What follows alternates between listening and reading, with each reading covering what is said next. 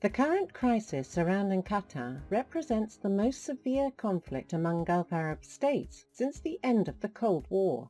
While these oil-rich autocratic OPEC members have historically been at the most allies of convenience, united by common fears, USSR, Saddam Hussein, Iran, etc., their mutual mistrust has arguably never escalated to the point of demanding what amounts to a complete surrender by one of its members.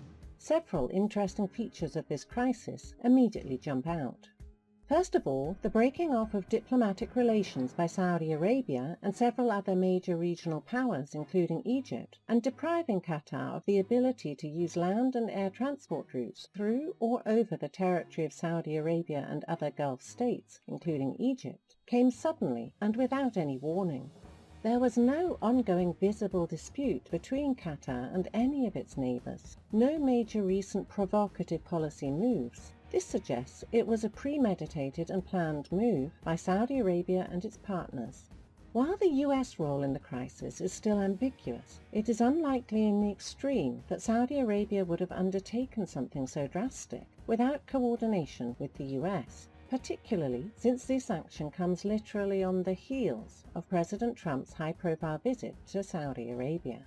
While initially silent, President Trump ultimately took to Twitter to back Saudi Arabia against Qatar, even as the US still maintains a major military presence in that country. The nature of the accusations leveled at Qatar is nothing short of extreme. Both US and Saudi leaders accused Qatar of about the worst offense currently available, namely, supporting violent Islamic extremism. Trump went so far as to say that Qatar's change of policies would be a major step towards resolving the problem of terrorism. The nature of the crisis suggests it represents tensions that long bubbled under the surface, but now have finally burst into the open. The Qatari-Saudi falling out and the makeup of the pro-Saudi faction suggest that several factors are at work.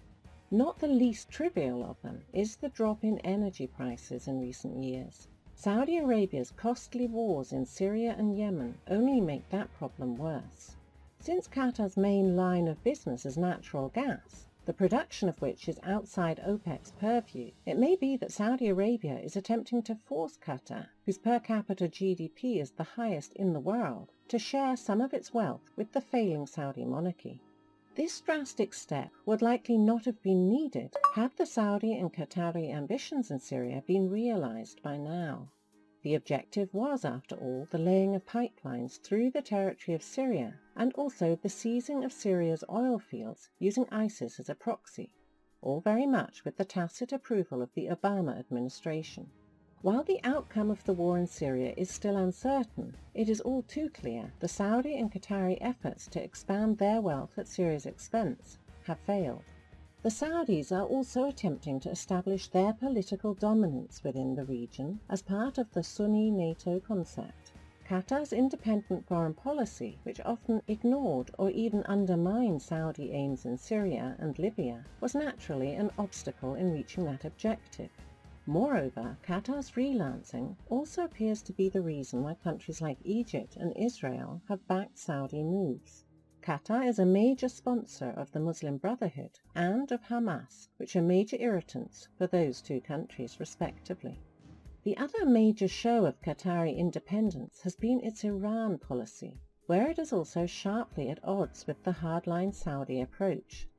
Since the Sunni NATO is aimed squarely at Iran, and should Saudi Arabia succeed in crushing Qatar's independence, it will establish itself as the unquestionably dominant political power within the Arabian Peninsula.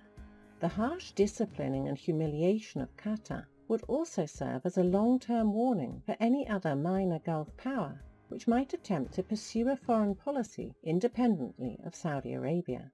The importance of Iran to the Saudi-Qatar conflict has been starkly demonstrated by Iran's willingness to supply Qatar with food to overcome the Saudi blockade, and the terrorist attack in Tehran that was attributed to Saudi Arabia by Iranian authorities.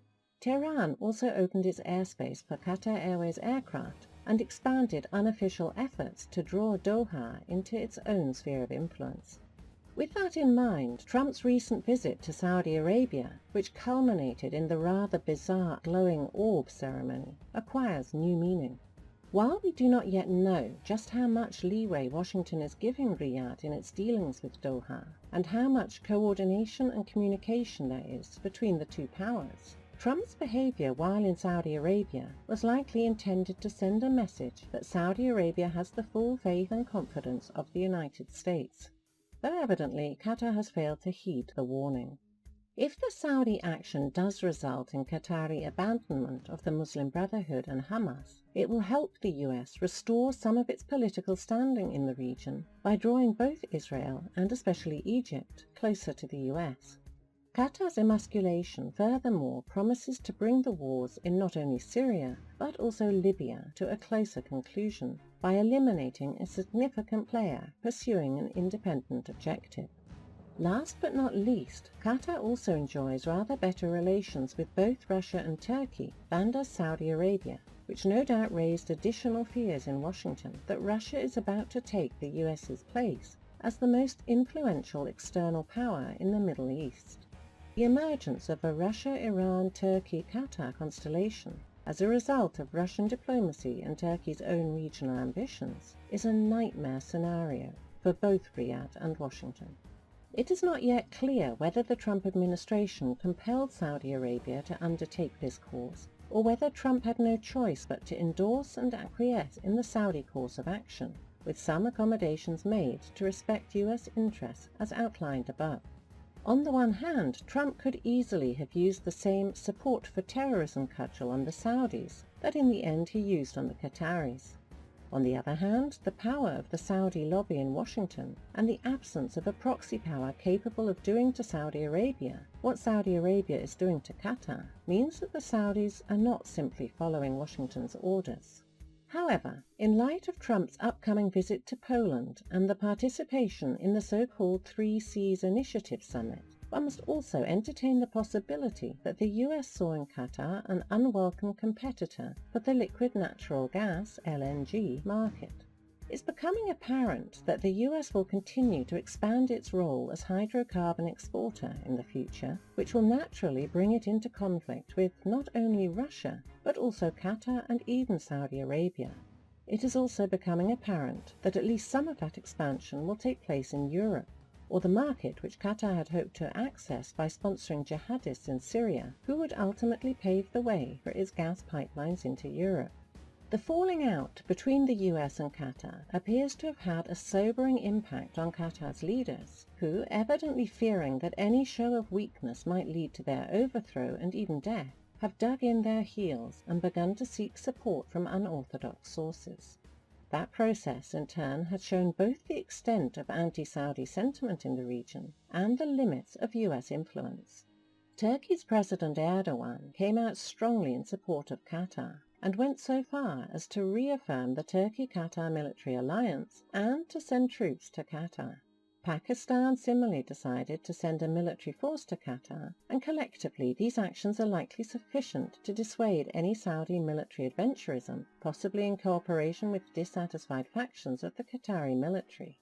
At this stage, it would take a direct US military intervention to bring down the Qatari government, but the US clearly prefers to do its dirty work through proxies. Moreover, there is no sign of an effort to interdict or block Qatar's LNG tanker traffic.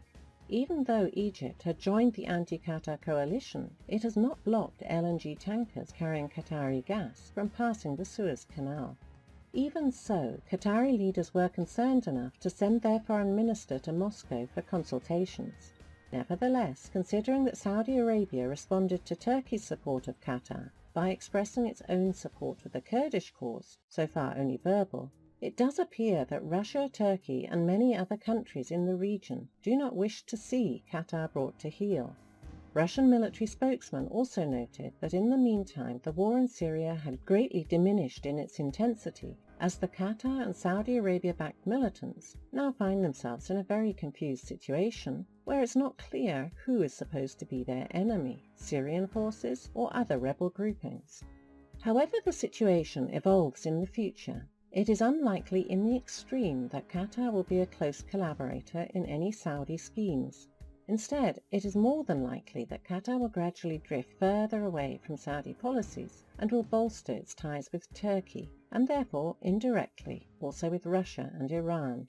As a final note, one cannot but help reflect on the fact that this is a severe and potentially very dangerous confrontation between, after all, two important US allies.